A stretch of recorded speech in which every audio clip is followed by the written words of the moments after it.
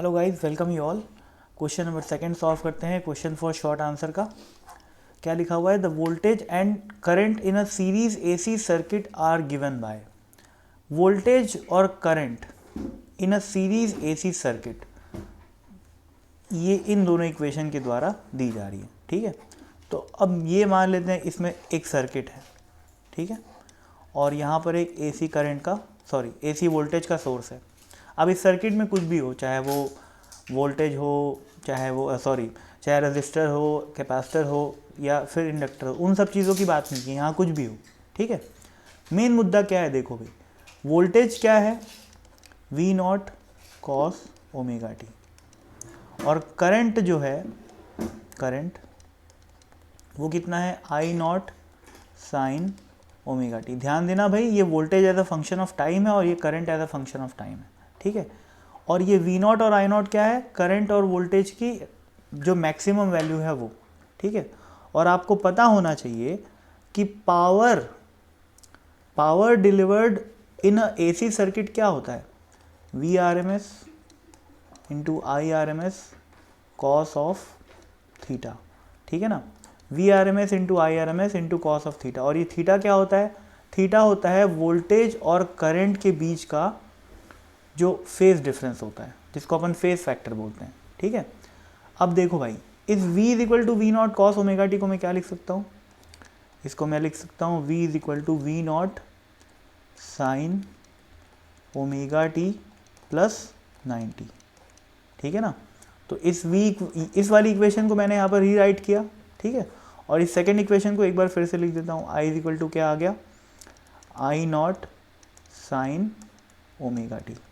तो आप लोग को साफ साफ दिख रहा होगा, ये 90 का फेज डिफरेंस है। किसमें? वोल्टेज और करंट में। ठीक है ना, तो पावर फैक्टर क्या हो गया? पावर फैक्टर क्या होता है? कॉस ऑफ थीटा, और थीटा क्या होता है? Phase difference. तो ये क्या हो गया? 90 हो गया। ठीक है ना, और कॉस 90 क्या होता है? 0। यानी कि पावर फैक्टर क्या हो गया इस सर्किट का? 0 हो गया। सर्किट का पावर फैक्टर 0 है, तो अब आई आर एम एस और वी आर एम एस कुछ भी हो, पावर क्या रहेगा? 0 ही रहेगा। ठीक है ना, तो power in this situation will be 0। Power dissipated in the circuit will be 0। ठीक है ना, और मैं आपको बता दूं ऐसा कब कब पॉसिबल होता है? कब कब पॉसिबल होता है भाई ऐसा? पहला केस, या तो सर्किट में सिर्फ कैपेसिटर हो, ठीक है, और सोर्स एसी सोर्स तो रहेगा ही ऑब्वियसली। दूसरा केस कब पॉसिबल होता है? जब इंडक्टर हो सिर्फ। ठीक है, आपको पता होना चाहिए कि इंडक्टर के केस में जो पोटेंशियल होता है वो लीड करता है 90 डिग्री से। ठीक है, जबकि ये इंडक्टर के केस में, ठीक है ना, तो इंडक्टर के केस में पोटेंशियल जो है 90 डिग्री से लीड करता है। किससे? करंट से। जबकि कैपेसिटर के केस में करंट लीड करता है, ठीक है ना, 90 डिग्री से। तो फेज डिफरेंस करंट और वोल्टेज के बीच में इन दोनों केस में 90 रहता है। बस डिफरेंस ये है कि कौन आगे कौन पीछे, पर है तो 90 का डिफरेंस। तीसरा केस क्या होता है? जब कैपेसिटर और इंडक्टर दोनों, रेजिस्टेंस नहीं होना चाहिए, बात ये है। ठीक है ना, रेजिस्टेंस नहीं होगा तभी ऐसा पॉसिबल है कि जो फेज डिफरेंस है वो 90 डिग्री आए।